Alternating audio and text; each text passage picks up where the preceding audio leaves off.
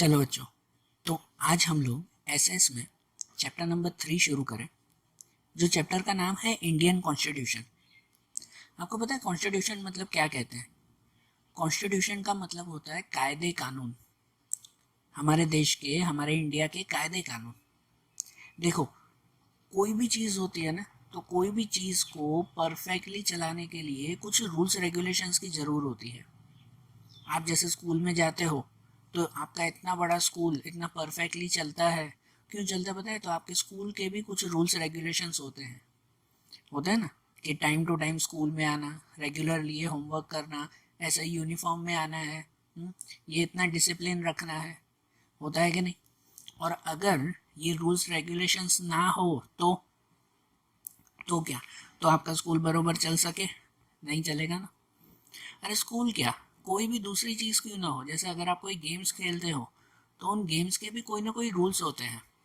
आप जैसे cricket, football, kabaddi, hockey, कुछ भी ऐसे खेलते हो तो उसके कुछ रूल्स होते हैं ना। उस रूल्स के बिना गेम्स चल सकती है क्या? नहीं चलेगी ना। इवन आपके घर में होते हो तो आपके घर में भी आपके जो बड़े होते हैं वो कुछ रूल्स बनाते हैं आपके लिए। बनाते हैं ना, कि हाँ भाई, शाम को इस टाइम के बाहर, घर के बाहर नहीं होना चाहिए। देखो, घर में ऐसे बिहेव करना चाहिए, बड़ों के साथ ऐसे रहना चाहिए। कुछ ना कुछ छोटे छोटे बड़े रूल्स बनाते हैं कि नहीं? हर चीज़ को चलाने के लिए कुछ ना कुछ रूल्स की ज़रूर होती है। तो जब इतना बड़ा देश चलाना हो, हमारा इंडिया इतना बड़ा देश है, या कोई भी देश क्यों ना हो, कि इतना बड़ा देश चलाना हो तो उसके लिए रूल्स रेगुलेशंस की ज़रूर नहीं होगी? बिल्कुल होगी ना। तो इसीलिए ही हमारे इंडिया को चलाने के लिए जो रूल्स रेगुलेशंस की ज़रूर पड़ती है ना, उसे ही हम लोग हमारा कॉन्स्टिट्यूशन कहते हैं। अगर कॉन्स्टिट्यूशन की परफेक्ट डेफिनेशन अगर हम कहें ना, तो देखो, कॉन्स्टिट्यूशन की डेफिनेशन ये कहते हैं कि a systematic compilation of set of rules to run the government of country is known as the constitution. इसका मतलब to run the government of a country, मतलब कि भाई सरकार, हमारे देश की सरकार चलाने के लिए जो भी एक सिस्टमेटिक कॉम्पिलेशन चाहिए, मतलब समझो जो रूल्स चाहिए, तो उन रूल्स को कहते हैं कॉन्स्टिट्यूशन। हमारे इतने बड़े देश को चलाने के लिए अलग अलग रूल्स चाहिए कि नहीं? हर एक को जो है वो रूल्स चाहिए होते हैं। जैसे देखो, हमारे देश को चलाने के लिए ट्रैफिक के अलग रूल्स होते हैं ना। कि जैसे पुलिस जो वर्क करते हैं तो उनके अलग रूल्स होते हैं, गवर्नमेंट के अलग रूल्स होते हैं। तो हर एक चीज़ के अलग अलग रूल्स होते हैं। यही रूल्स को हम लोग कॉन्स्टिट्यूशन कहते हैं। हर देश में ऐसा कॉन्स्टिट्यूशन बना हुआ होता है। कोई कंट्री इस कॉन्स्टिट्यूशन को ओरल फॉर्म में रखती है, तो कोई कंट्री इन कॉन्स्टिट्यूशन को रिटर्न फॉर्म में रखती है। जैसे इंग्लैंड जैसी कंट्री है ना, तो इंग्लैंड में कॉन्स्टिट्यूशन ओरली जो है वो माने जाते हैं, वहाँ कोई बुक में लिखे हुए नहीं है। जबकि हमारी इंडिया जैसी कंट्री, तो इसमें हमारा कॉन्स्टिट्यूशन बुक में लिखा हुआ है। हमारी कॉन्स्टिट्यूशन बुक है, बरोबर। और हमारा कॉन्स्टिट्यूशन, हमारे देश का कॉन्स्टिट्यूशन कहा जाता है कि दुनिया का सबसे बड़ा कॉन्स्टिट्यूशन है। हमारे कॉन्स्टिट्यूशन की बुक आपको कभी मौका मिले ना, तो कोई लाइब्रेरी में जाना, तो उस लाइब्रेरी में ये कॉन्स्टिट्यूशन की बुक होगी, तो वो कॉन्स्टिट्यूशन की बुक कभी रीड करना। हमारे कॉन्स्टिट्यूशन की बुक वो दुनिया का सबसे बड़ी कॉन्स्टिट्यूशन की बुक है, जिसमें हमारे देश के लिए हर एक छोटी छोटी बात के लिए रूल्स रेगुलेशंस लिखे हुए हैं। हर छोटी छोटी बात के लिए, जैसे अगर किसी ने चोरी की तो उसके लिए उसको क्या सज़ा मिलनी चाहिए, कॉन्स्टिट्यूशन में ये भी होता है ना, बराबर ना। इसके अलावा कि हमारे देश को चलाने के लिए कौन कौन सी चीज़ें ज़रूरी है, गवर्नमेंट कैसे बनेगी, भाई सबसे बड़ा ऊपर हेड कौन होगा, प्रेसिडेंट होगा, उसके नीचे प्राइम मिनिस्टर होगा। ऐसे छोटी बड़ी कितनी जो है वो बातें होती हैं। आपके लिए एक नॉर्मली बताऊँ ना, तो आप जो है वो मूवी देखते होगे ना, कभी कोई मूवीज़ देखते होगे, तो उन मूवीज़ में कोई अदालत का सीन आता है ना, कोई कोर्ट का सीन। तो उस अदालत के सीन में जो है वो जब वो बहस करते हैं, फिर आखिरी में जज जो है वो फैसला सुनाता है कि दफ़ा 302 के तहत, ऐसे वर्ड आपने सुना होगा ना, कि दफ़ा 420 है ना, या दफ़ा 310। ऐसे ये दफ़ा सुने होंगे कि नहीं? ये दफ़ा किस में होते हैं पता है? इन कॉन्स्टिट्यूशन बुक में लिखे हुए होते हैं। ये रूल्स होते हैं, ये उनके जो वो कहते हैं ना कि भाई दफ़ा 302, दफ़ा 310, तो ये रूल्स होते हैं कि किसी ने अगर चोरी की तो उसके लिए ये दफ़ा उसको लगेगी, तो ये मतलब ये रूल के हिसाब से उसको सज़ा मिलेगी। किसी ने अगर किसी का खून कर दिया है तो उसको इस रूल के हिसाब से सज़ा मिलेगी। तो ऐसे हर छोटी छोटी बातें हमारे कॉन्स्टिट्यूशन में लिखी हुई है। तो इसीलिए तो हमारा कॉन्स्टिट्यूशन वो दुनिया का सबसे बड़ा कॉन्स्टिट्यूशन कहलाता है। हमारा कॉन्स्टिट्यूशन है ना, वो प्रियम्बल से शुरू होता है। Our constitution start with a preamble. Preamble किसे कहते हैं? आप कभी कॉन्स्टिट्यूशन की बुक देखोगे ना, तो उसका फर्स्ट पेज ये होगा। कॉन्स्टिट्यूशन की बुक अगर आपने कभी देखी ना, कभी लाइब्रेरी में देखना, तो उसका फर्स्ट पेज ये होगा। ये फर्स्ट पेज प्रियम्बल कहलाता है। प्रियम्बल मीन्स क्या? तो प्रियम्बल वो कहते हैं कि समझो कि इस बुक का इंडेक्स, आपकी टेक्स्ट बुक होती है ना, आपकी स्कूल की टेक्स्ट बुक होती है ना, तो स्कूल के टेक्स्ट बुक के स्टार्टिंग में इंडेक्स होता है कि नहीं, जिसमें 1 2 3 4 सब चैप्टर के नेम लिखे हुए होते हैं। ये इंडेक्स क्या काम करता है? इंडेक्स क्या काम करता है? सिर्फ पेज नंबर बताता है? नहीं, इसमें बताता है, इंडेक्स ये चीज़ बताता है कि आपकी बुक में कौन कौन से टॉपिक लिखे हुए हैं। सही बात है ना, इंडेक्स ये बताता है ना कि आपकी बुक में कौन कौन से टॉपिक लिखे हुए हैं। जैसे आपकी ये एसएस की ही बुक है, तो इस एसएस की बुक में कि भाई फर्स्ट चैप्टर कौन सा है, तो उस फर्स्ट चैप्टर के अकॉर्डिंग हमें पता चलेगा कि भाई ये फर्स्ट चैप्टर हमारा arrival of Europeans in India, ये चैप्टर है। तो इससे ये नाम पढ़ के ही पता चलेगा कि हाँ भाई फर्स्ट चैप्टर है ना, हमारा हिस्ट्री का चैप्टर है, कि arrival of Europeans in India. ठीक है, फिर जैसे आप लोग जो है वो इसमें सेकंड चैप्टर देखोगे इंडेक्स में कि व्हाट इज अराउंड अस, तो इसका मतलब पता चलेगा कि हाँ भाई हमारे आसपास की चीज़ें, मीन्स कि ये एनवायरनमेंट का चैप्टर है। इंडेक्स में सिर्फ और सिर्फ नाम पढ़कर ही हमें पता चल जाता है कि इस बुक में कौन कौन से टॉपिक्स होंगे, पता चल जाता है ना उससे। तो समझो ये प्रियम्बल है ना, वो कॉन्स्टिट्यूशन का इंडेक्स कहलाता है। प्रियम्बल में देखो कि जैसे आपके यहाँ पे दिया हुआ है ना कि कुछ टॉपिक्स जो है वो कैपिटल में और बोल्ड करके लिखे हुए हैं, कुछ कुछ वर्ड लिखे हुए हैं ना। ये वर्ड समझो वो टॉपिक्स हैं कि जिन टॉपिक्स के ऊपर पूरी कॉन्स्टिट्यूशन की बुक लिखी हुई है। बरोबर, ये प्रियम्बल है कि जब कोई कंट्री के बाहर के कोई समझो कोई लोग आते हैं और इस कंट्री में कॉन्स्टिट्यूशन किस हिसाब से लिखा हुआ है वो अगर उनको जानना हो, तो उसके लिए वो पूरी कॉन्स्टिट्यूशन की बुक नहीं पढ़ेंगे। उसके लिए वो लोग सिर्फ प्रियम्बल देखते हैं कि प्रियम्बल में हाँ ये सब टॉपिक्स हैं, कि इसका मतलब कि हमारी कंट्री इस हिसाब से चलती है। समझे? तो हमारे कॉन्स्टिट्यूशन का स्टार्टिंग वो इसे प्रियम्बल से होता है। प्रियम्बल वो हमारे कॉन्स्टिट्यूशन की इंडेक्स कहलाया। तो देखो ये कॉन्स्टिट्यूशन के बारे में तो हमने समझा, लेकिन ये कॉन्स्टिट्यूशन बना कैसे, अब उसके बारे में समझते हैं। Formation of constitution. कॉन्स्टिट्यूशन कैसे बना? आपको पता है 1947 तक तो यहाँ पर ब्रिटिशर्स का रूल था। ध्यान से सुनना बेटा, ये बहुत इंपॉर्टेंट टॉपिक है, फॉर्मेशन ऑफ कॉन्स्टिट्यूशन। ध्यान से सुनना। देखो 1947 तक हमारे यहाँ पर ब्रिटिशर्स का रूल चलता था। ब्रिटिशर्स थे ना यहाँ पर। और वो ब्रिटिशर्स जब तक यहाँ पर थे तब तक उनका ही रूल्स, मतलब उनके ही कॉन्स्टिट्यूशन थे, हमारा अपना तो कोई कानून था नहीं। फिर जब उनके खिलाफ इतनी सारी लड़ाइयाँ हुई तो फाइनली ब्रिटिशर्स ने डिसाइड किया कि हाँ अब हम लोग इंडिया छोड़कर चले जाएंगे। बरोबर ना, ब्रिटिशर्स हार गए। उन्होंने डिसाइड किया कि हाँ अब हम लोग यहाँ पे नहीं रहेंगे। उन्होंने कब डिसाइड किया था पता है? 1946 में डिसाइड किया था।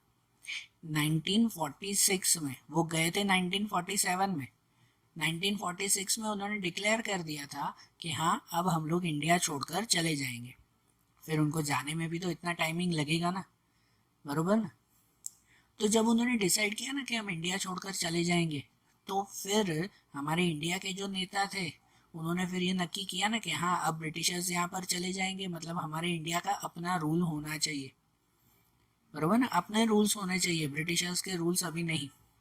तो इसके लिए 9 दिसंबर 1946, ये डेट याद रखना, 9 दिसंबर 1946, उस वक्त एक कॉन्स्टिट्यूएंट असेंबली बनाई गई। एक कॉन्स्टिट्यूएंट असेंबली मतलब कि एक टीम बनाई गई, कि जिस टीम ने ये नक्की किया कि हम लोग मिलकर हम लोग सब मिलकर हमारे देश का एक नया कानून बनाएंगे, बराबर ना, नए रूल्स बनाएंगे हमारे देश के लिए, ऐसा इन्होंने नक्की किया। तो ये जो कॉन्स्टिट्यूएंट असेंबली बनी ना 9 दिसंबर 1946, तब से हमारा कॉन्स्टिट्यूशन बनना शुरू हुआ। आपको पता है इस असेंबली में कौन कौन लोग थे? तो इस असेंबली में हमारे इंडिया के बहुत ही बड़े लीडर्स, स्कॉलर्स, वो लोग थे। जैसे कि देखो यहाँ कुछ नाम लिखे हुए हैं, जिसमें जवाहरलाल नेहरू, डॉक्टर राजेंद्र प्रसाद, सरदार पटेल, मौलाना अब्दुल कलाम आज़ाद, श्याम प्रसाद मुखर्जी, सरदार बलदेव सिंह, इतने बड़े बड़े जो है वो नेता थे। और इवन सिर्फ कोई एक कास्ट के नहीं, हर अलग अलग कम्युनिटी, हर अलग अलग छोटी बड़ी जाति है, हर जाति के लोग इसमें थे। जैसे कि एक ये नाम है फ्रैंक एंथनी। ये फ्रैंक एंथनी वो एंग्लो इंडियन कम्युनिटी में से था। हमारे इंडिया की एक छोटी सी कम्युनिटी है एंग्लो इंडियन कम्युनिटी, उसमें से भी, इतनी छोटी कम्युनिटी में से भी ये एक लीडर लिया था फ्रैंक एंथनी। जैसे कि HP मोदी, ये HP मोदी थे, वो पारसी कम्युनिटी में से थे। तो देखो हर एक में से ये लिया था ना। इसके अलावा दूसरे इतने बड़े स्कॉलर, हमारे इंडिया के बड़े स्कॉलर माने जाते हैं, एजुकेटेड पर्सन माने जाते हैं, जिसमें Alladi Krishna Swami Iyer, doctor BR Ambedkar, KM Munshi. तो देखो इतने बड़े बड़े स्कॉलर, एजुकेटर्स, वो सब इस टीम में जुड़े थे, इस कॉन्स्टिट्यूएंट असेंबली में जुड़े थे, कि जिन्होंने हमारे देश के अलग अलग कानून बनाए इन सब ने मिलकर। और ये सब सिर्फ मेल ही नहीं, इसके अलावा फीमेल मेंबर्स भी थे। फीमेल मेंबर जिसमें से सरोजिनी नायडू, विजय लक्ष्मी पंडित या दूसरे फीमेल मेंबर्स भी थे यहाँ पर, है कि नहीं? तो इतने बड़े बड़े लीडर्स यहाँ पर जुड़े ना इस असेंबली में। इस असेंबली का प्रेसिडेंट वो डॉक्टर राजेंद्र प्रसाद बने, है ना। ये जो असेंबली है ना, इसके प्रेसिडेंट, इसके हेड वो डॉक्टर राजेंद्र प्रसाद बने। और इस असेंबली की ड्राफ्टिंग कमेटी के हेड, ड्राफ्टिंग कमेटी मतलब समझो कि भाई इसका पूरा मैनेजमेंट करना, कब मीटिंग होगी, कैसे कानून बनेगा, इनका मैनेजमेंट करने के लिए जो हेड बने वो बने थे डॉक्टर BR आम्बेडकर। वो ड्राफ्टिंग कमेटी के हेड थे। तो हमारा कानून जब ये बनना शुरू हुआ ना 1946 में, तब ये कानून को जो है वो पूरा बनाने के लिए 2 साल 11 महीने और 18 दिन लगे। ये कानून कोई 1-2 दिन में नहीं बना। कितना टाइमिंग लगा देखो, 2 साल 11 महीने और 18 दिन, मतलब अप्रोक्सीमेट समझो ना कि भाई 3 साल ही हो गए ना। 3 साल में सिर्फ जो है वो 12 दिन कम थे, 3 साल हो गए उसमें। और इन 3 साल के बीच में 166 जितनी मीटिंग्स हुई, इन सब लीडर्स की मिलकर 166 जितनी मीटिंग्स हुई उसमें। और इन मीटिंग्स के बाद हमारा कॉन्स्टिट्यूशन तैयार हुआ। 3 साल में हमारा कानून तैयार हुआ। इसी वजह से तो हमारा कानून वो दुनिया का सबसे बड़ा कानून है कि नहीं? और ये कानून फाइनली पास हुआ मतलब तैयार हुआ 26 नवंबर 1949 को। कौन सी डेट? 26 नवंबर 1949। और इसे एनफोर्स किया गया, मतलब कि इसे अप्लाई किया गया कब? 26 जनवरी 1950 को। इसे अप्लाई कब किया गया? 26 जनवरी 1950 को। इसी वजह से तो 26 जनवरी हम लोग रिपब्लिक डे मनाते हैं ना। रिपब्लिक डे इसलिए ही तो मनाते हैं क्योंकि इसी तारीख को हमारे अपने देश का अपना नया कानून बना था, कि अब अंग्रेजों का कानून बंद, अब हमारा अपना कानून बना। 26 जनवरी तक, 26 जनवरी 1950 तब तक ब्रिटिशर्स के ही कानून यहाँ पर चलते थे। अब इस दिन के बाद हमारा अपना कानून चलने लगा। इसी वजह से ये दिन आज भी रिपब्लिक डे की तरह मनाया जाता है। सही बात ना? लेकिन आपको पता है एक चीज़ जनरल नॉलेज के लिए ऐसे ही याद रखो कि हमारा कानून बन तो गया था 26 नवंबर को, लेकिन उसे अप्लाई किया 26 जनवरी को, मतलब जो है वो 2 महीने बाद। तो 2 महीने क्यों इंतज़ार किया उन्होंने? सब लोगों ने मिलकर ये 2 महीने क्यों इंतज़ार किया? 26 नवंबर को कानून तो बन गया, तो उसी दिन से ही शुरू कर देना चाहिए ना। लेकिन हमारा कानून शुरू किया उन्होंने 26 जनवरी। क्यों 2 महीने इंतज़ार किया?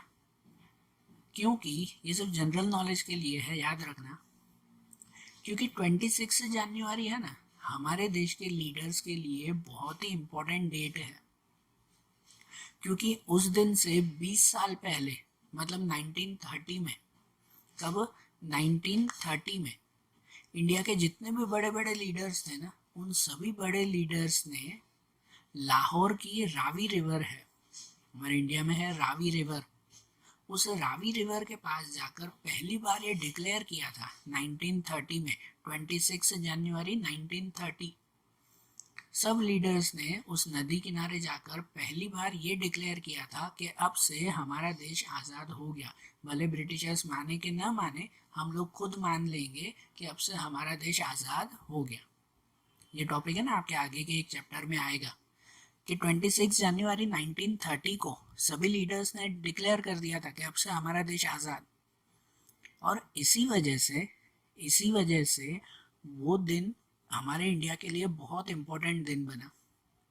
तो जब उससे 20 साल बाद भी जब हमारा कानून बना ना 26 नवंबर को, तो सभी नेताओं ने वेट किया कि नहीं, 2 महीने बाद इतनी इम्पोर्टेंट डेट है ना 26 जनवरी, उस दिन को हमारा नया कानून शुरू करेंगे। इसी वजह से हमारा नया कानून ये 26 जनवरी 1950 को शुरुआत हुआ, समझे ना।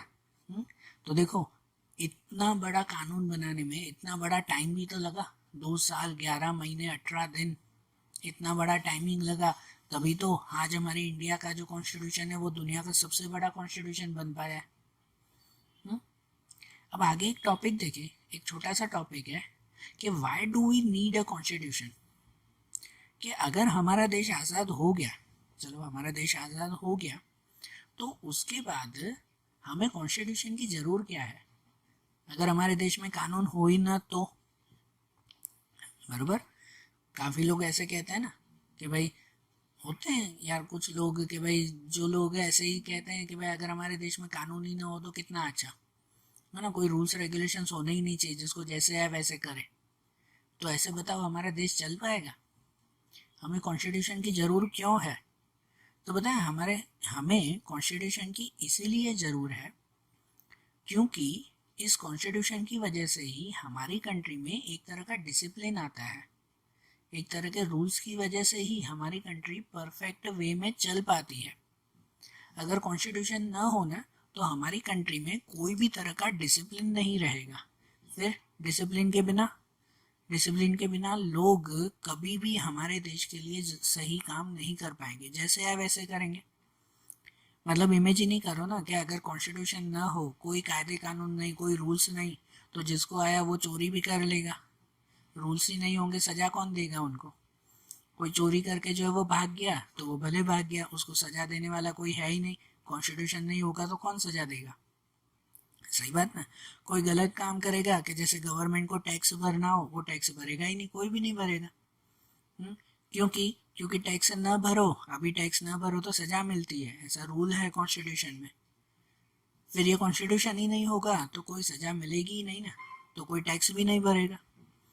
सही बात कि नहीं? कि जैसे ट्रैफिक के रूल्स होते हैं कि नहीं भाई ऐसे ही गाड़ियाँ चलानी है परफेक्ट, कि भाई सही तरह से गाड़ी चलनी चाहिए कि जिससे एक्सीडेंट ना हो। फिर रूल्स ही ना हो तो जिसको जैसे मन में आया वैसे चलाएगा ना। सही बात कि नहीं?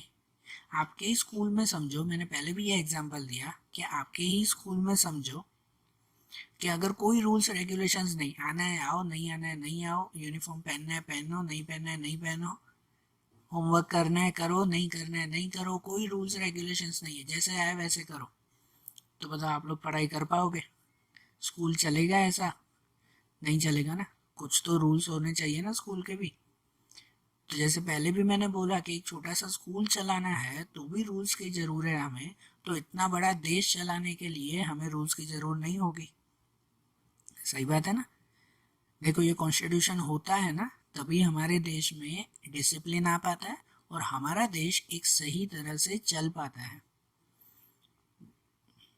हमारे देश में अगर सही डेवलपमेंट करना है, देश को आगे बढ़ाना है, तो उसके लिए सही कानून होना ज़रूरी है, सही कॉन्स्टिट्यूशन होना ज़रूरी है। सही बात है ना ये? तो देखो, इसीलिए हमें इन कॉन्स्टिट्यूशन की ज़रूर है, एक अच्छे कॉन्स्टिट्यूशन की ज़रूर है कि जिससे हमारा देश कंटिन्यूसली आगे बढ़ता रहे। तो देखो कॉन्स्टिट्यूशन के बारे में तो हमने समझा कि हाँ भाई ज़रूर है, और कैसे बना वो भी हमने समझा। अब कॉन्स्टिट्यूशन के अंदर हमारे कॉन्स्टिट्यूशन में मेन कौन कौन से टॉपिक्स लिखे हुए हैं उसके बारे में समझें, जो कहते हैं salient features of our constitution. Salient features मतलब कि मेन फीचर्स, मेन टॉपिक्स। हमारे कॉन्स्टिट्यूशन के मेन टॉपिक कौन कौन से हैं? तो मेन टॉपिक में ये 5 टॉपिक्स आते हैं: democratic rule, secularism, Republic, federal state and fundamental rights. ये 5 मेन प्रिंसिपल्स आते हैं। अब क्या है इन 5 टॉपिक्स में, वो हम लोग एक एक करके समझें। सबसे पहला टॉपिक आता है डेमोक्रेटिक रूल। डेमोक्रेटिक रूल मतलब कि हमारे इंडिया ने, जब हमें आज़ादी मिली ना, तो हमारे इंडिया ने डेमोक्रेटिक सिस्टम बनाया। डेमोक्रेटिक मतलब कहलाता है लोकशाही, कि जिसमें लोगों का राज चलता हो, ऐसी लोकशाही। कोई भी देश 2 तरह से चलता है, ध्यान से सुनना, कोई भी देश 2 तरह से चलता है। एक होता है राजाशाही और एक होता है लोकशाही। सुनना, राजाशाही मतलब वो होता है कि राजा का सिर्फ हुक्म चले। जैसे पता है पहले के टाइम में राजा महाराजा होते थे, तब राजाशाही चलती थी। उसमें लोगों की कोई सुनी नहीं जाती थी। कोई लोग आकर कहे कि यार आप ऐसा कानून बनाओ, हमें तकलीफ हो रही है, तो राजा वो सुनता ही नहीं। राजा की अपनी ही मर्जी चलती, राजा जैसे बोले वो कानून, ना बोले तो वो खत्म बात। जो राजा बोले वही होता था, तो उसे राजाशाही कहते थे। और दूसरा आता है लोकशाही। लोकशाही मतलब जिसमें लोगों का राज चलता हो, जिसमें पूरा पावर लोगों के हाथ में हो, तो उसे लोकशाही कहते हैं। लोग अगर कहें ना, लोग अगर गवर्नमेंट को रिक्वेस्ट करें कि यार ऐसा रूल्स बनाओ, ये रूल ज़रूरी है, तो गवर्नमेंट वैसा काम करेगी। यहाँ पर हमारे देश में राजाशाही नहीं है, मतलब हमारी सरकार अपने हिसाब से नहीं चलती कि देखो मैं जैसे बोलूँ वैसे ही रूल आपको करना है, नहीं ना। यहाँ पे लोकशाही है ना, ठीक है ना। और इसकी वजह से ही हमारी जो गवर्नमेंट भी बनती है ना, वो गवर्नमेंट भी हम लोग बनाते हैं। सरकार खुद नहीं। पहले के टाइम में राजाशाही में कैसे होता था कि राजा कौन बनेगा, कि राजा का जो बेटा होगा वही राजा बनेगा, ऐसे कहते थे ना। पहले तो ऐसे ही होता था ना, लेकिन अभी अभी ऐसा होता है कि अगर एक नेता मरा तो उसका बेटा ही दूसरा नेता बनेगा? नहीं होता ना। अब यहाँ पर तो हम लोग वो वोट देकर नक्की करते हैं कि नेता कौन बनेगा, है कि नहीं। पूरा ताकत, पूरा जो है वो रूल, वो किसके हाथ में है? लोगों के हाथ में है। हमारी कंट्री में 18 ईयर्स से ऊपर, 18 साल से ऊपर जो भी पर्सन है, वो हर एक पर्सन वोट देकर ये नक्की कर सकते हैं कि हमारे देश में कौन सी सरकार बनेगी। वो हम लोग नक्की करते हैं ना, है कि नहीं। ये आपको पता है ना कि जैसे इलेक्शंस होते हैं, आप जैसे फोटो में देखते हो कि भाई जैसे इलेक्शन होते हैं, तो उस इलेक्शन के वक्त हर कोई इंसान जो भी 18 साल से ऊपर है, वो वोट देता है और नक्की करता है कि हमारे देश में किसकी सरकार होनी चाहिए। भाई भाजपा होनी चाहिए कि कांग्रेस होनी चाहिए या और कोई होनी चाहिए। ये नक्की कौन करते हैं? हम लोग ही नक्की करते हैं ना। मतलब हम लोग ही सरकार बनाते हैं, फिर वो सरकार 5 साल तक काम करती है, और 5 साल के बाद अगर हमें अच्छा लगे तो हम लोग फिर से उसी को ही सरकार बनाएंगे। फिर से हमें मौका मिलता है कि हम वोटिंग करें, है ना। 5 साल के बाद फिर से इलेक्शन होते हैं, फिर से लोगों को मौका मिलता है कि आप वोटिंग करें। उसके बाद अगर हमें अच्छा नहीं लगे कि यार 5 साल में इस सरकार ने तो बराबर काम नहीं दिया, तो हम लोग वोटिंग करके दूसरी सरकार बना लेंगे, बराबर ना। और हमें लगे कि नहीं भाई ये सरकार अच्छा काम कर रही है, तो हम वोटिंग देकर फिर से 5 साल उसी को ही सरकार बनाएंगे, है कि नहीं। तो ये डेमोक्रेटिक रूल है ना, कि यहाँ पर पूरा पावर लोगों के हाथ में होता है, और वो भी बिना किसी डिस्क्रिमिनेशन के, मतलब बिना किसी भेदभाव के। यहाँ पर कोई भेदभाव भी नहीं है इस बात में, ना ही कोई रिलीजन का भेदभाव, ना कोई कास्ट, ना कोई जेंडर, कोई भी नहीं।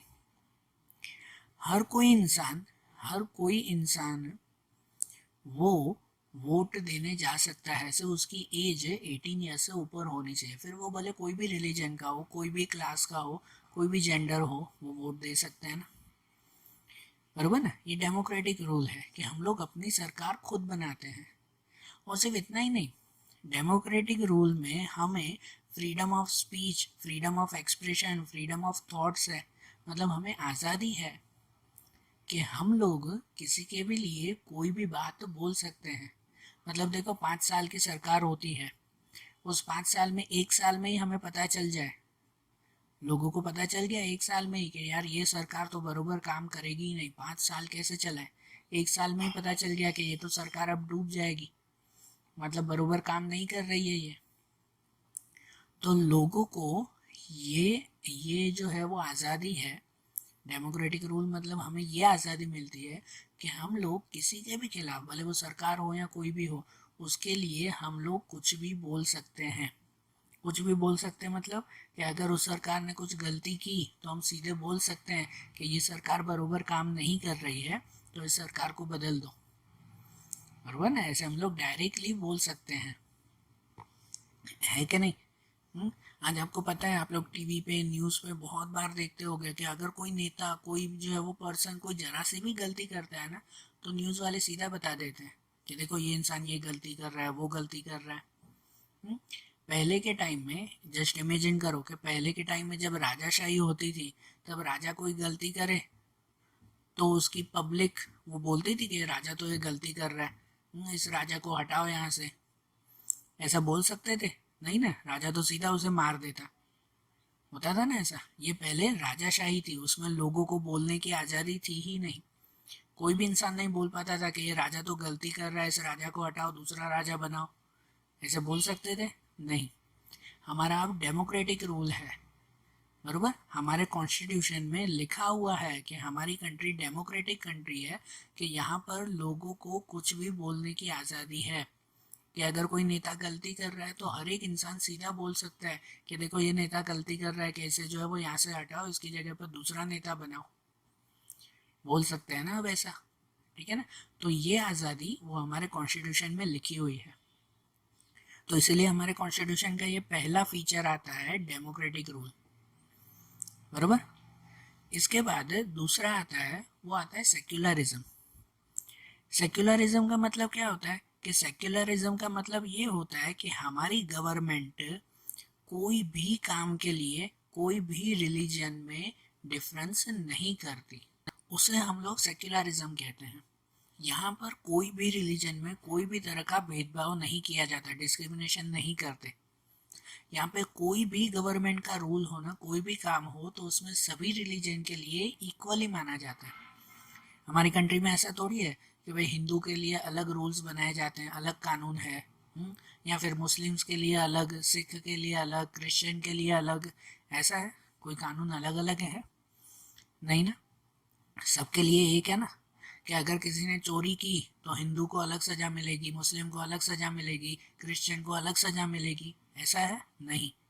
गवर्नमेंट की नज़र में, हमारे कॉन्स्टिट्यूशन की नज़र में सभी रिलीजियन इक्वल है, ठीक है ना। इसे सेक्युलरिज्म कहते हैं। यहाँ पर सब रिलीजन को इक्वल माना जाता है, कि अगर किसी ने कोई गलती की तो सबको इक्वली सज़ा मिलेगी, फिर भले वो कोई भी रिलीजन में हो। सही बात है ना। अगर कोई नया रूल बना गवर्नमेंट का, तो वो रूल सबके लिए एक जैसा होगा। अलग अलग रूल्स सबके लिए गवर्नमेंट नहीं बनाती, ठीक है। और इसके अलावा सेक्युलरिज्म में ये आता है कि यहाँ पर कोई भी कामकाज के लिए, कोई भी कामकाज के लिए हर एक रिलीजन को इक्वल तो माना ही जाता है। इसके अलावा हर इंसान जो रिलीजन चाहे वो रिलीजन पाल सकता है। यहाँ पर कोई एक फिक्स रिलीजन हमारे इंडिया में नहीं है। जैसे आपको पता है, काफ़ी सारी ऐसी कंट्रीज़ है, जैसे पाकिस्तान जैसी कंट्रीज़ है, कि जहाँ पर मुस्लिम रिलीजन ही सिर्फ चलता है। बराबर ना। पाकिस्तान कंट्री वो सिर्फ मुस्लिम रिलीजन है, वहाँ पे दूसरे रिलीजन वालों को रहना अलाउड नहीं है। आप घूमने फिरने जा सकते हो, लेकिन वहाँ रह नहीं सकते। वहाँ के सिटीजन्स को कंपलसरी मुस्लिम रिलीजन ही पालना है। तो हमारे इंडिया में ऐसा है कि हमारे इंडिया में कभी किसी को जोर ज़बरदस्ती की जाती है कि नहीं भाई इंडिया में रहने वाले हैं तो कंपलसरी सबको हिंदू ही बनना है? ऐसा है? नहीं ना। यहाँ पे सभी रिलीजन वाले मिलजुल कर रहते हैं ना, इसे ही तो सेक्युलरिज्म कहते हैं। और कोई भी पर्सन को कोई भी रिलीजन अपनाना हो तो ये आज़ादी भी हमें दी गई है। कि अगर भाई मैं हिंदू हूँ, मुझे हिंदू में से मुस्लिम बनना है, या हिंदू में से पारसी बनना है, हिंदू में से क्रिश्चियन बनना है, तो मैं बन सकता हूँ। इसमें गवर्नमेंट मुझे रोकेगी नहीं। इसे सेक्युलरिज्म कहते हैं, मतलब रिलीजन का फ्रीडम, रिलीजन की आज़ादी। यहाँ पे सभी रिलीजन को इक्वल माना जाता है, समझे ना। तो ये भी हमारे कॉन्स्टिट्यूशन में लिखा हुआ है कि हमारी कंट्री वो सेक्युलर कंट्री है। सही बात है। सेक्युलरिज्म के बाद दूसरा आता है, वो आता है रिपब्लिक। रिपब्लिक का मतलब क्या, कि यहाँ पर जो गवर्नमेंट को पावर मिलता है ना, वो डायरेक्टली या इनडायरेक्टली पब्लिक के थ्रू ही मिलता है। मतलब जैसे पहले डेमोक्रेटिक में बताया हमने, उसी की तरह कि यहाँ का पूरा पावर, इंडिया में हर काम के लिए पूरा पावर वो पब्लिक के हाथों में है। यहाँ पे अगर कोई नया रूल बनाना हो ना, तो कोई पब्लिक भी नया रूल बना सकती है, मतलब वो गवर्नमेंट को कहकर नए रूल्स बना सकती है, या कोई पुराने रूल्स हटा सकती है। पूरा पावर लोगों के हाथ में होता है, इसीलिए हमारी कंट्री को रिपब्लिक कंट्री कहते हैं। अगर कोई ऐसा कहे, समझो कि अगर कोई ऐसा कहे कि भाई काश हमारे इंडिया में ऐसा रूल होना चाहिए, कोई एक इंसान के कहने पर भी शायद चेंज हो सकता है। लेकिन कैसे होता है पता है, कि अगर वो रूल्स सबको इक्वली पसंद आए तो। नहीं तो आप लोग तो फिर ऐसा एक रूल बनाओ कि भाई आप स्टूडेंट में से कोई एक स्टूडेंट बोले ऐसा रूल बनाओ इंडिया में स्कूल ही बंद हो जाए, तो ऐसा रूल थोड़ी गवर्नमेंट बनाएगी। कोई ऐसा रूल कि जो सबको पसंद आता हो कि नहीं सच में हमारे इंडिया में सच में ऐसा रूल होना चाहिए। अगर कोई एक इंसान को भी पसंद है ना, तो वो आगे बढ़ाते बढ़ाते बढ़ाते बढ़ाते सबको ये समझा सकता है कि नहीं इंडिया में ऐसा रूल होना चाहिए। तो उसके बाद जो है, फिर हमारी गवर्नमेंट वैसा रूल बना सकती है। मतलब पूरी ताकत है ना, वो पब्लिक के हाथों में है।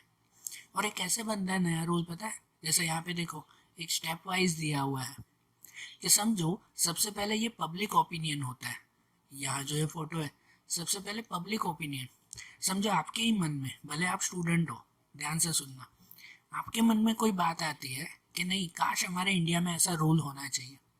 तो आज के टाइम में इंटरनेट के जो ये मीडियम्स हैं, तो आप कहीं पर भी ये बात बता सकते हो, यूट्यूब पे अपना वीडियो रख सकते हो, दूसरी जगह पर लिख सकते हो, या डायरेक्ट जो गवर्नमेंट की वेबसाइट है ना, उनको रिक्वेस्ट भेज सकते हो कि काश ऐसा रूल बनाओ आप।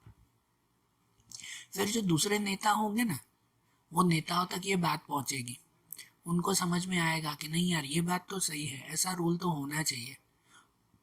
तो वो लोग जो ये रिप्रेजेंटेटिव्स होते हैं, वो उस रूल को, आपकी बात को और आगे बढ़ाएंगे, बराबर ना, और आगे बढ़ाएंगे, दूसरे लोगों को बताएंगे, टीवी पर, रेडियो पर, न्यूज़ में, हर जगह बताएंगे कि नहीं सच में हमारे देश में ऐसा एक रूल होना चाहिए। फिर इंडिया की सब पब्लिक को पता चलेगा, और हर एक पब्लिक वो रूल के लिए बात करेगी कि नहीं सच में अब सरकार को बोलो, गवर्नमेंट को बोलो कि अब ऐसा रूल बनाओ।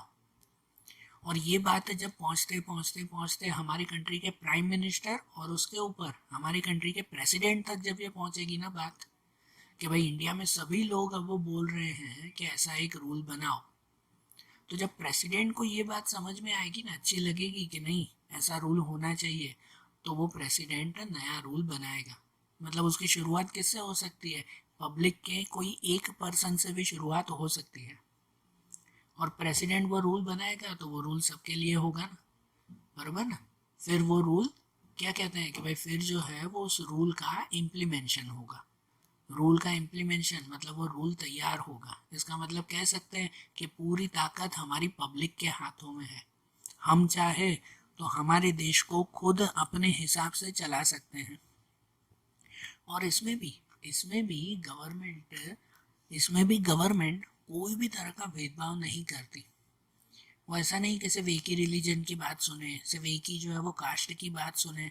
कोई भी इंसान, भले वो छोटा हो या बड़ा हो, कोई भी इंडिया में रहने वाला सिटीजन हो ना, तो वो गवर्नमेंट को ऐसी रिक्वेस्ट कर सकता है कि प्लीज़ हमारे देश के लिए ऐसा काम करो। समझे।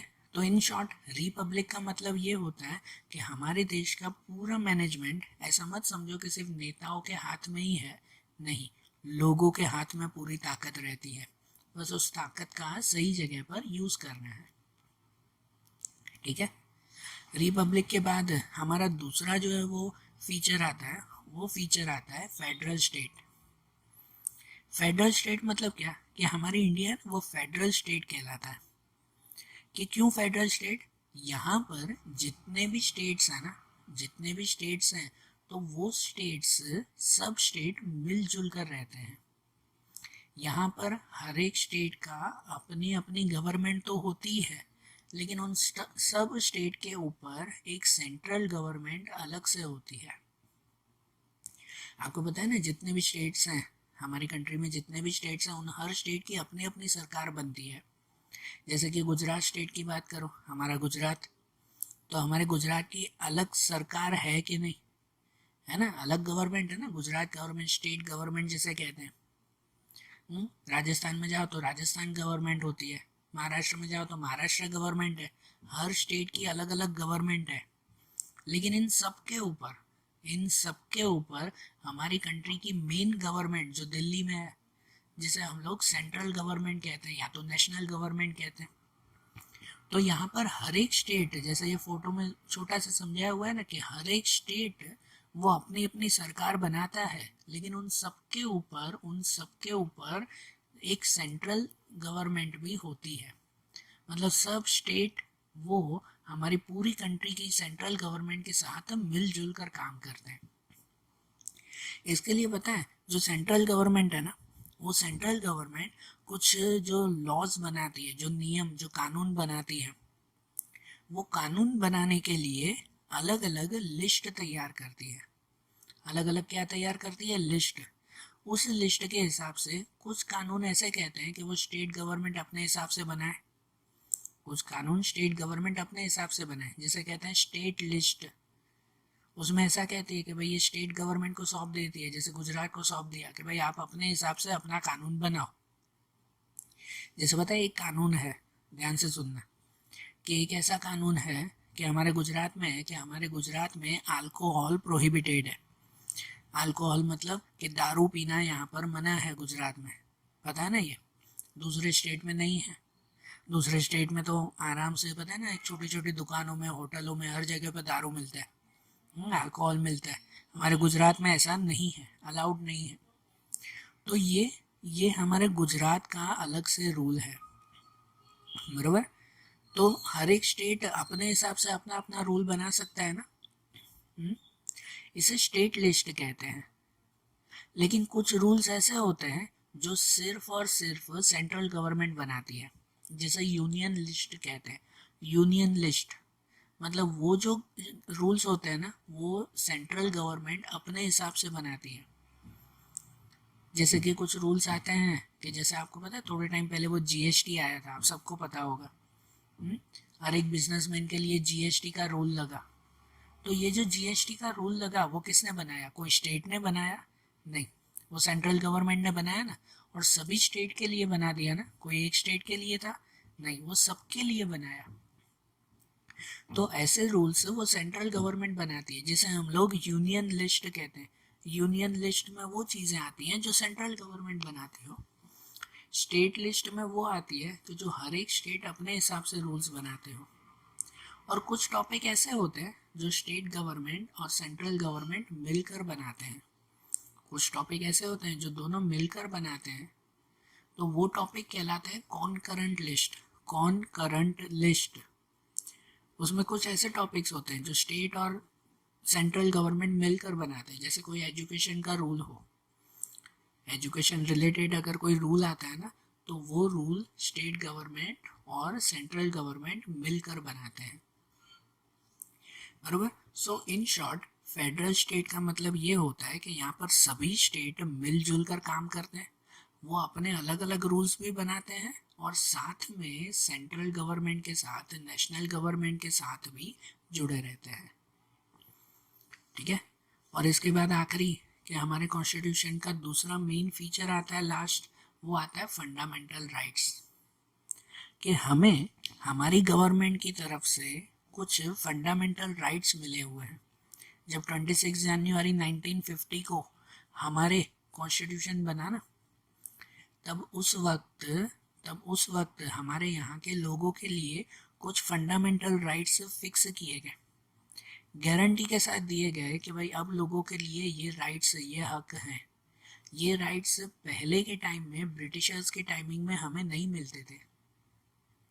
ब्रिटिशर्स हमें कोई भी तरह का राइट्स नहीं देते थे, कोई भी तरह का हक हमें नहीं देते थे। लेकिन अब जो है वो हमें, हमारे अपने हक हैं, अपनी आज़ादी है।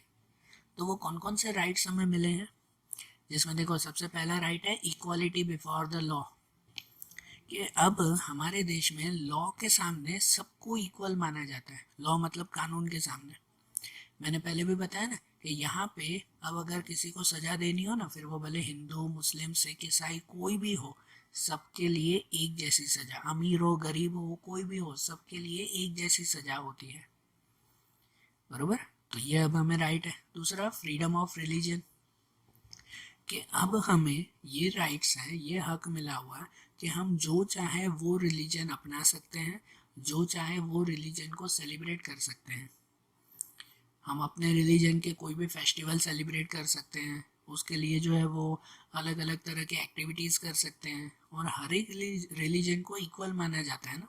ये भी पहले आया ना कि अगर भले मैं हिंदू हूँ तो मैं मुस्लिम की ईद भी मना सकता हूँ, क्रिश्चियन की जो है वो ये मैं क्रिसमस भी मना सकता हूँ। अलग अलग रिलीजन के हर फेस्टिवल, हर एक्टिविटी को हम लोग एंजॉय कर सकते हैं ना, मना सकते हैं ना। ये हमें राइट, ये हक मिला है। इसके अलावा freedom of association and peaceful assembly, कि अब यहाँ के लोगों को ये हक मिला है कि कोई भी इंसान अगर ये चाहे कि वो अपनी कोई एसोसिएशन या असेंबली बनाना चाहता है, मतलब अपनी कोई टीम बनाकर कोई काम करना चाहता है, तो सरकार उसे मना नहीं करेगी। बस उसे सही काम करना है, कोई ऐसे चोरी या लूट या ऐसे कोई गलत काम नहीं करना। आप लोग जैसे स्टूडेंट हो, आप लोगों ने ही अगर ये सोचा कि चलो ना यार, मैं 10 स्टूडेंट मिलकर हम लोग एक टीम बनाते हैं, और आज से जो है वो हर कोई जो पुअर पर्सन है, जो पुअर पीपल हैं, उनकी सेवा के लिए कुछ ना कुछ काम करेंगे। हर संडे संडे को कुछ ना कुछ काम करेंगे। ऐसे 10 लोगों ने मिलकर एक टीम बनाई। सही बात कि नहीं? तो इसके लिए सरकार कभी आपको रोकेगी नहीं। ये आपको राइट दिया हुआ, हक दिया हुआ है, फ्रीडम दिया हुआ है, आज़ादी दी गई है कि आप लोग खुद ऐसी टीम बनाकर और कोई ना कोई काम कर सकते हो। पहले ब्रिटिशर्स के टाइमिंग में ये मना था कि कोई भी ऐसी टीम बनाकर काम करो तो ब्रिटिशर्स सीधा जेल में बंद कर देते थे, लेकिन अब ऐसा कुछ भी नहीं। ठीक है, ये फ्रीडम है। दूसरा freedom of speech and expression, कि आप किसी के भी लिए कोई भी बात बोल सकते हो और कोई भी अपनी फीलिंग एक्सप्रेस कर सकते हो। कि आपको अगर ऐसा लगे ना, आपने कभी जो है वो ये हमारे प्राइम मिनिस्टर मोदी की बात कभी सुनी हो, कोई टॉपिक सुना और आपको वो टॉपिक अच्छा नहीं लगा, तो आप सीधा सीधा जो है वो मोदी जी को भी बोल सकते हो कि मुझे आपकी ये बात अच्छी नहीं लगी। ये फ्रीडम ऑफ स्पीच है। मैंने आपको पहले भी बताया ना, पहले राजाशाही चलती थी, तब उस वक्त आप राजा को नहीं बोल सकते थे कि भाई राजा आपकी ये बात अच्छी नहीं है, भाई इसे हटाओ। बोल सकते थे? नहीं ना। आज ये आपको आज़ादी है। ठीक है, आप बोल सकते हो, उन्हें सीधा मेल कर सकते हो, मैसेज कर सकते हो, कि अपने जो है वो यूट्यूब पर ये बोल सकते हो। आपको ये आज़ादी है, बराबर ना। ये भी राइट हमें हमारे कॉन्स्टिट्यूशन में मिला हुआ है। और सिर्फ बुरी बातें ही नहीं, कोई अच्छी बातें हो तो उसकी तारीफ करना, ये भी आपको आज़ादी है। फ्रीडम ऑफ स्पीच में सिर्फ यही नहीं होता कि आप खाली दूसरों की बुराई करो। अगर वही मोदी जी ने कोई अच्छी बात कही तो भी आप उन्हें मैसेज और मेल कर सकते हो ना, कि आपकी ये बात बिल्कुल सही है भाई, इस बात को और आगे बढ़ाना चाहिए, है कि नहीं। ये फ्रीडम ऑफ स्पीच हमें है। एंड दूसरा right to constitution remedies. Right to constitution remedies मतलब ये कहलाता है कि अगर आपको आपके कानून के हिसाब से कोई भी चलने नहीं देता या कोई भी परेशान करता है, तो आप डायरेक्टली आसपास की कोई भी पुलिस स्टेशन या कोई भी गवर्नमेंट ऑफिस में जाकर सीधा कंप्लेंट कर सकते हो। इसे कॉन्स्टिट्यूशन रेमिडीज कहते हैं। कि अगर आपको जो है वो आज़ादी है कि आप लोग अपनी कोई भी संस्था बना सकते हो, एसोसिएशन बना सकते हो, लेकिन अगर आपने एसोसिएशन बनाई और कोई मना कर रहा है, तो आप सीधे जाकर कंप्लेंट कर सकते हो कि ये इंसान मुझे मेरा राइट फॉलो करने नहीं दे रहा है। So in short, right to constitution remedies मतलब ये कहलाता है कि अगर आपको आपके देश में कोई भी इंसान कोई भी तरह से परेशान कर रहा है ना, तो उसके खिलाफ आप बिना डरे कंप्लेन कर सकते हो। ठीक है ना, ये भी आपको आज़ादी मिली हुई है कि नहीं। तो देखो, हमारे कॉन्स्टिट्यूशन, हमारा जो कॉन्स्टिट्यूशन बना हुआ है ना, वो हमारे फ़ायदे के लिए बना हुआ है। जब गवर्नमेंट रूल्स बनाती है तो कभी मन में ये नहीं सोचना चाहिए कि गवर्नमेंट तो देखो कैसे कैसे रूल्स बनाती है, हमें परेशान कर रही है। नहीं, ये रूल्स वो लोगों के फ़ायदे के लिए होते हैं, लोगों की परेशानी के लिए नहीं। सही बात ना। तो देखो, अब जैसे आज हमने ये हमारे कॉन्स्टिट्यूशन के बारे में समझा, ये चैप्टर हमने जैसे कंप्लीट किया ना, अब जैसे हमने ये चैप्टर देखा ना, ऐसे ही अब हम लोग एसएस के दूसरे चैप्टर्स वो अगले वीडियोस में देखेंगे। Okay, thank you.